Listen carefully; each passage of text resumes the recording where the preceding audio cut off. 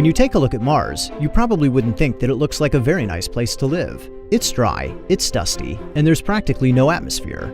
But some scientists think that Mars may have once looked like a much nicer place to live, with a thicker atmosphere, cloudy skies, and possibly even liquid water flowing over the surface. So how do you go from something like this to something like this?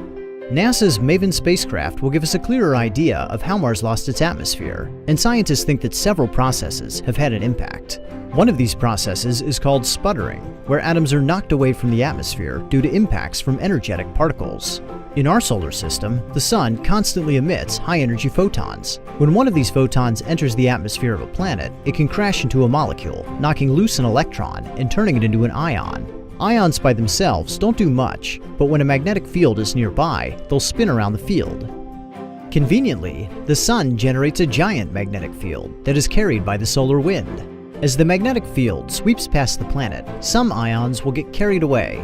Other ions, depending on where they form, won't get carried away but will hit the top of the atmosphere. These ions can then crash into other molecules and fling atoms everywhere like a cue ball in a game of pool. Some of these atoms can be knocked, or sputtered, into space, causing atmospheric loss. And over billions of years, this could have caused quite a bit of change, especially since the solar wind may have been more intense early in our solar system's history.